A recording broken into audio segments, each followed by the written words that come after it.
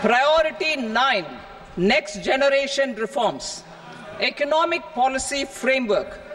We will formulate an economic policy framework to delineate the overarching approach to economic development and set the scope of the next generation of reforms for facilitating employment opportunities and sustaining high growth.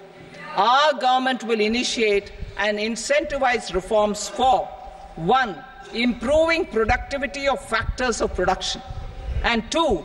Facilitating markets and sectors to become more efficient.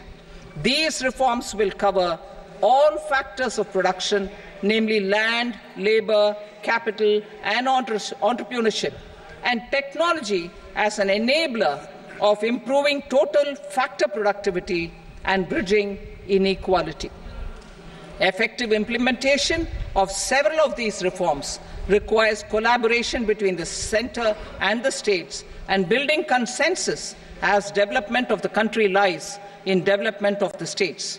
For promoting competitive federalism and incentivizing states for faster implementation of reforms, I propose to earmark a significant part of the 50-year interest-free loan.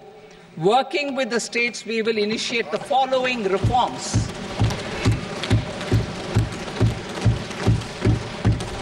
Land-related reforms and actions, both in the rural and urban areas, will cover land administration, will cover 1. Land administration, planning and management, and 2. Urban planning usage and building bylaws. These will be incentivized for completion within the next 3 years through appropriate fiscal support. Rural land-related actions. Rural land-related actions will include 1. Assignment of unique land parcel identification number, UL PIN, or Bhu Aadhaar for all lands. 2. Digitization of cadastral maps. 3. Survey of subdivisions, survey of map subdivisions as per current ownership. 4. Establishment of land registry. And 5. Linking to the farmers registry. These actions will also facilitate credit flow and other agricultural services. Urban land-related actions. Land records in urban areas will be digitized with GIS mapping.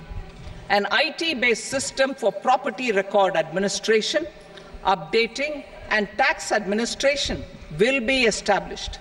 These will also facilitate improving the financial position of urban local bodies. Labor-related reforms. Services to labor. Our government will facilitate the provision of a wide array of services to labor, including those for employment and skilling.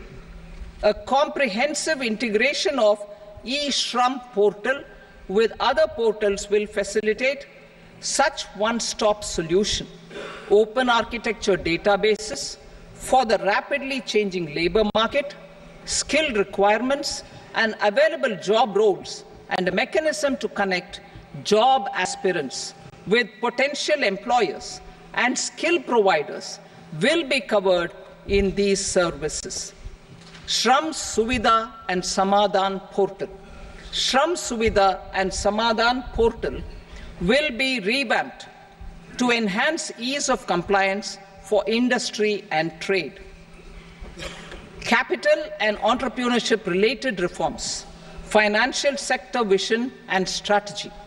For meeting financing needs of the economy, our government will bring out a financial sector vision and strategy document to prepare the sector in terms of size, capacity, and skills. This will set the agenda for the next 5 years and guide the work of the government, regulators, financial institutions, and market participants. Taxonomy for climate finance. We will develop taxonomy for climate finance for enhancing the availability of capital for climate adaptation and mitigation. This will support achievement of the country's climate commitments and green transition. variable capital company structure.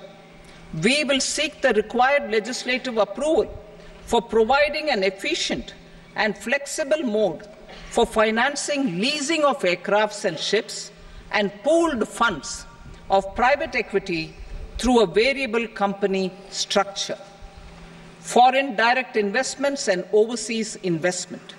The rules and regulations for foreign direct investment and overseas investments will be simplified to 1.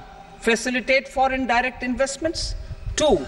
Nudge prioritization, and 3. Promote opportunities for using Indian rupee as a currency for overseas investment.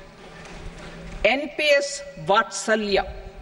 NPS Vatsalya, a plan for contribution by parents and guardians for minors, will be started.